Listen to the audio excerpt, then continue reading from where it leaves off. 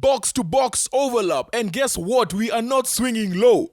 Socioloza, Kulezontaba, Stimela. South Africa beat England 16-15 in the Rugby World Cup semi-final. This game wasn't pretty, it was ugly. But talking points are plenty. As always, I am here to give you the facts. Like, share, subscribe. Next. Let's get straight into it. England started off this game on first of all, the conditions were just atrocious. Like, the conditions were not for playing running rugby. And I think that also really worked well for England. So normally when you know you're going to play a big game and conditions are crazy like that, in your training sessions, if let's say it doesn't rain and there's forecast of rain, if your coaches are smart, you have to start playing training like you're going to play in a wet environment.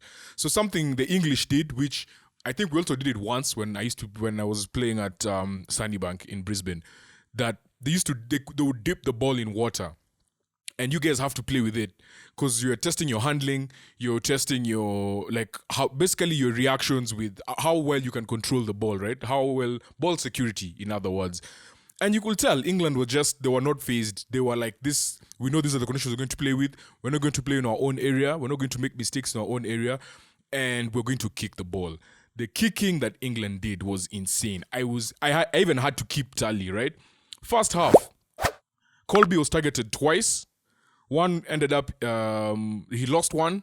Another one was a penalty to England. Willemse was targeted 5 times in the first half. Lost 3, got 2. Cutley Yarense targeted twice, lost 1, got 1. Willie Leroux was in the second half. Then Daly targeted once, May targeted once, Stewart targeted 3 times. Out of those 5 times, England secured the ball on every single occasion. For South Africa, out of 1, 2, 3, 4, 5, 6, 7, 8, 9, 10, they only managed to secure the ball twice. They were being battered. Actually, once out of 10.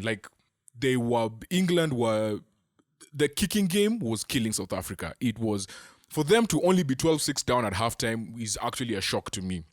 Second shock, South Africa, when it rains, this should be the moment that South Africans shine.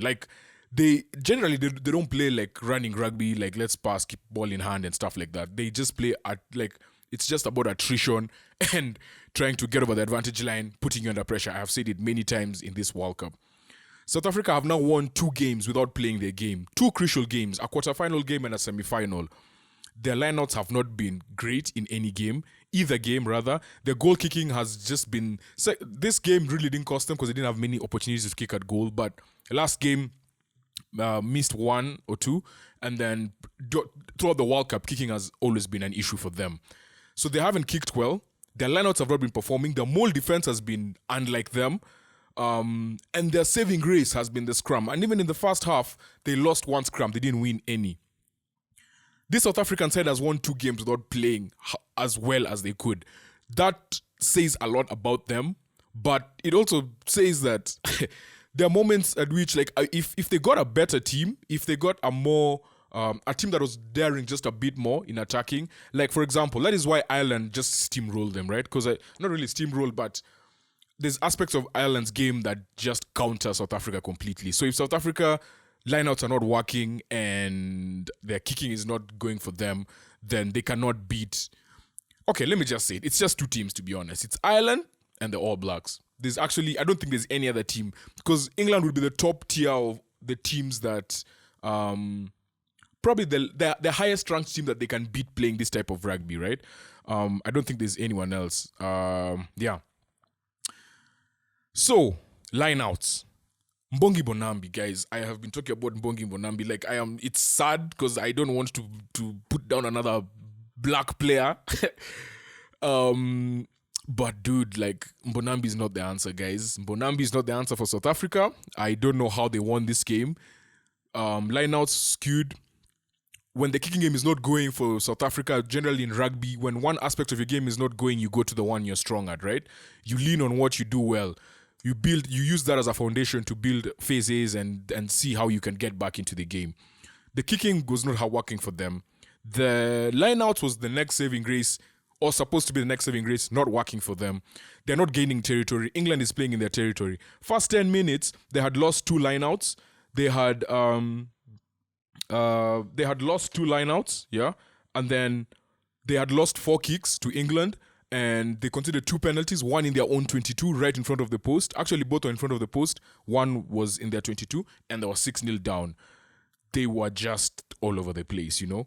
So maybe they kind of got back into it. 14th minute, they got a penalty, a bit to the right, not too far, something that can be kicked, and they went for touch, and that was the first. So Jacques Ninebe has been doing this thing of just trying to throw curveballs every once in a while. So when you expect them to be going for goal in a Rugby World Cup semi-final, they go for touch.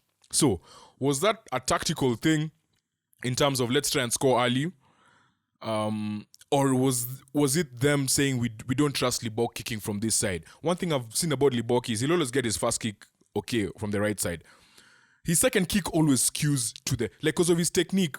There's a way he doesn't go through the ball consistently the same way. The best kickers, if you see their follow through, it's always the same. Like how they follow through the ball is always the same. For Libock, it's never the same, and that's why his kicks.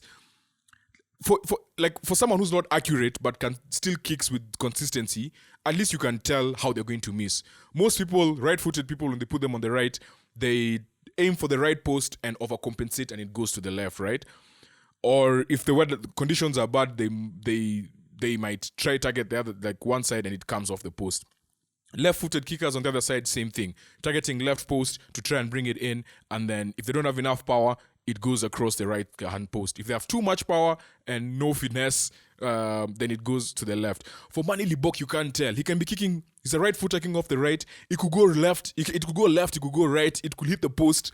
And sometimes when he misses badly, which to me tells me the way he goes through the ball is not the same every single time. The way he places the ball on the tee, for me, is also, I don't know, like it doesn't, there's just a lack of consistency there. So, at that point, 14 minutes in, you have a penalty.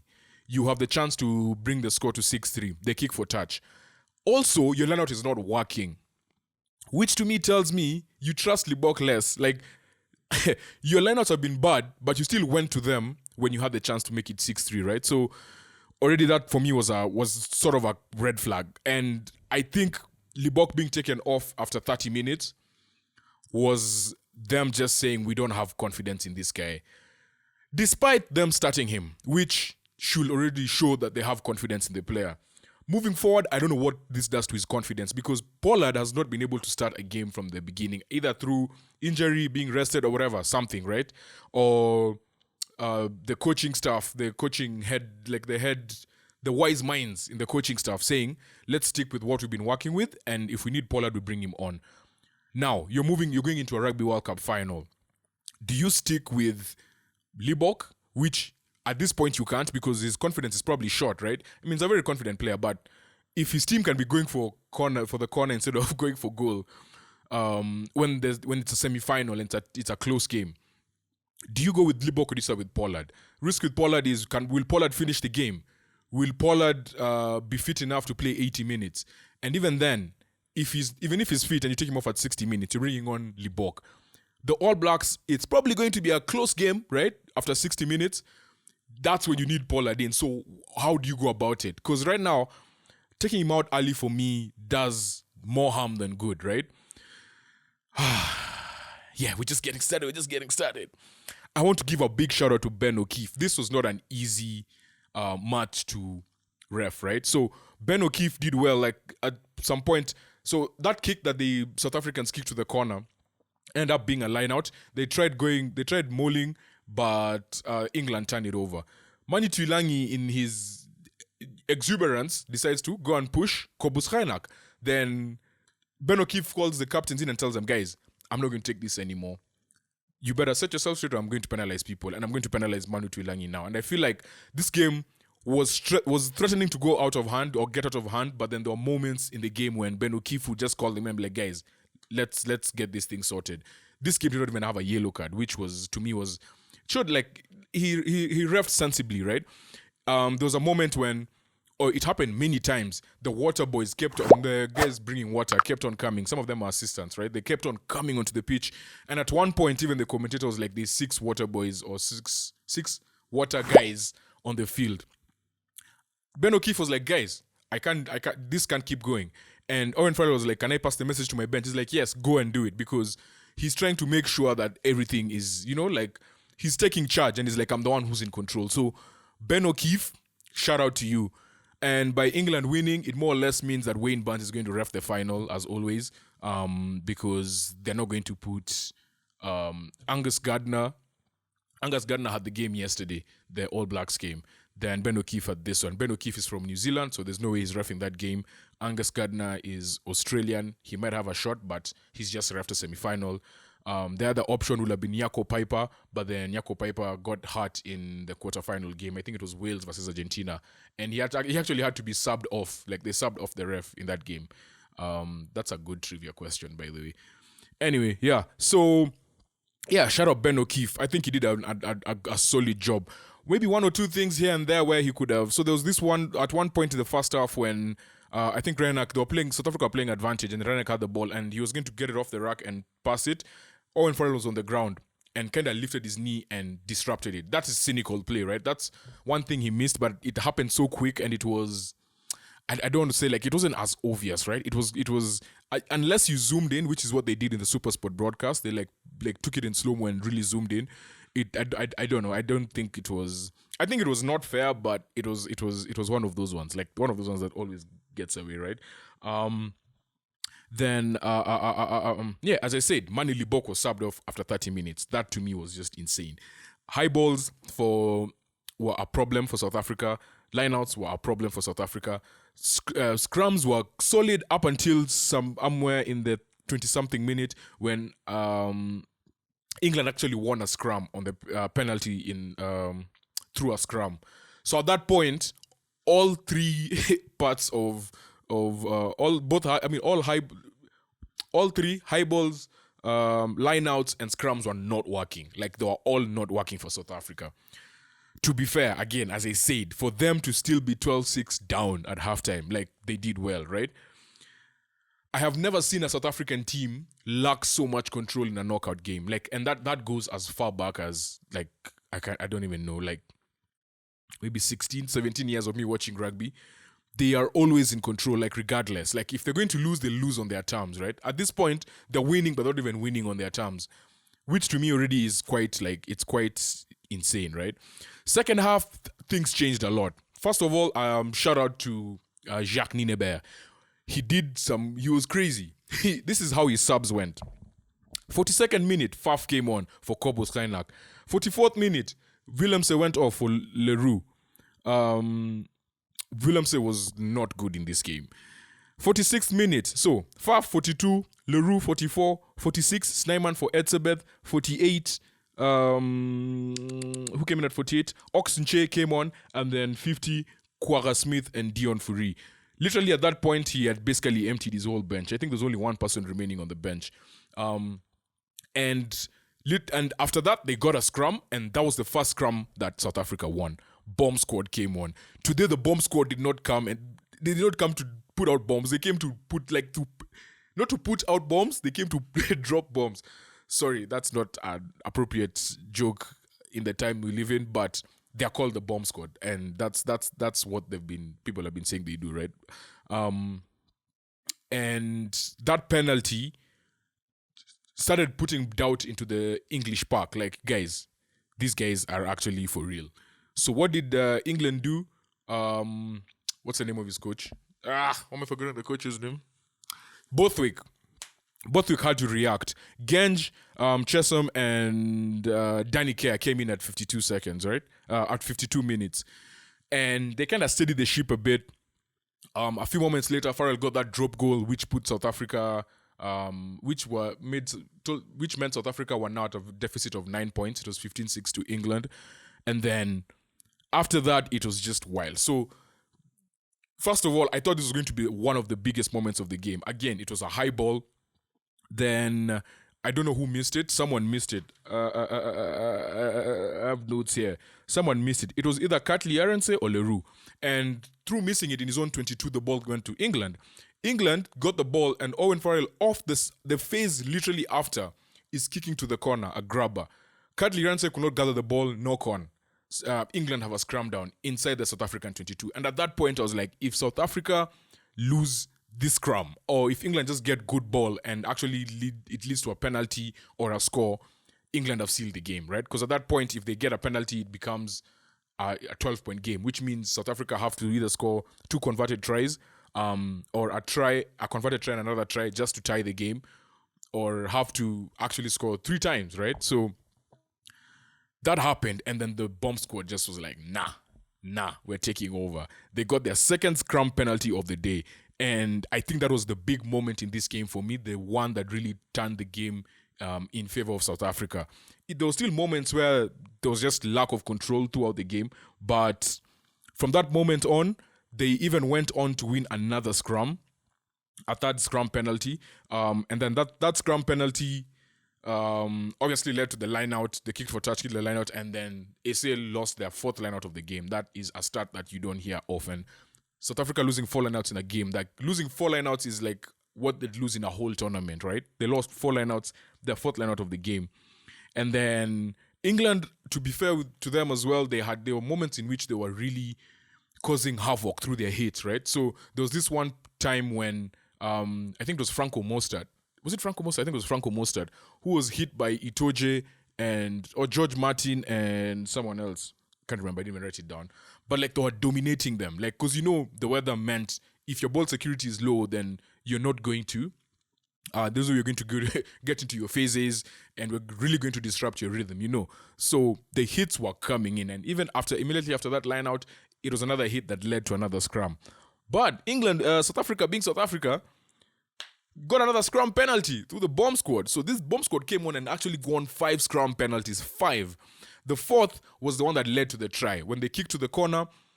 And to be fair to South Africa, had Dion Fourie stayed in that mole was not going to go anywhere. But then England were thrown. It was a curveball that was thrown to England, because England really expected the drive to come through. But by the time they noticed Dion Fourie has left with the ball, there's a big gaping hole. I'd basically call it a line break, right? But so he was tackled, didn't really go to the ground, spun, went back down. Ball came out to Aris Nyman, who, by the way, deserves a big shout out, because this guy has been suffering through injury. Watched him a couple of times because he plays up north, and this dude has had 3 ACL injuries, like proper ACL tears. Like, for him to be fit during a World Cup and actually have his moment, like this was his moment. It was good to see, and I'm so happy for the dude. Yeah. Then obviously at that point it was now a 2-point game. England were up 15-13 because Pollard had converted the try. It was 15-13, and then in the 70-something minute, 76th, I think, the 5th scrum that was won by the bomb squad, which meant Pollard had a chance to kick for goal, and boy did he kick for goal. I feel like that kick was just at the edge of his range, but it's like he gave it his all. Even the way he came off the ball, normally when Pollard kicks the ball, he doesn't jump after his follow through. For him to jump means like he gave it a lot, right? Again, it's wet. You also don't want to plant your foot too much on the ground when it comes to kicking. So he just put his foot, like once he gets his first 2 steps in and strikes the ball, then now he jumped off, which I never see in Pollard. So he gave it a lot. And it had a lot, like it went over and it was by a lot, right? So yeah, again, 16-15, 3 points, 1 point lead, 3 minutes to go. South Africa now relied big on their defense. Now the hits were coming. They actually did well to push them back. Literally, they were maybe just outside the 22. By the time England were going through their phases and the knock-on that sealed the game, they were almost at the halfway line. South Africa just came through and they're like, we are just going to win this game through defense.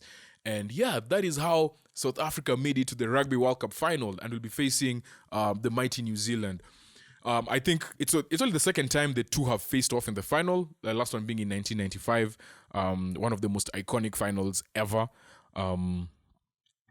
Yeah, like, dude, I'm just so happy England are out. But I'm also happy South Africa won for the sake of the Southern Hemisphere. But this is the end of my support of South Africa. I know it was green at the back, it still is. I'm wearing a Sharks jersey. This is the end of my South African love. Now, we move to the final, and we all know who I'm supporting in the big game.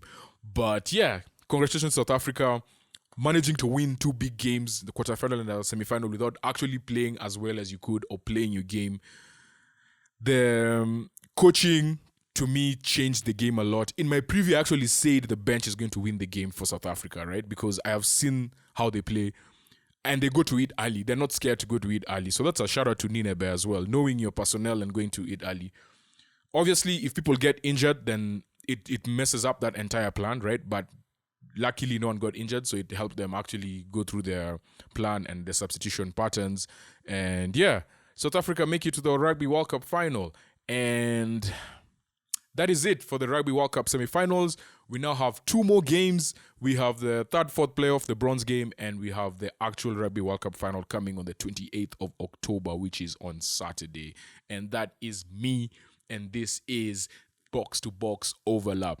So, Sholoza, Kulezontaba, Stimela.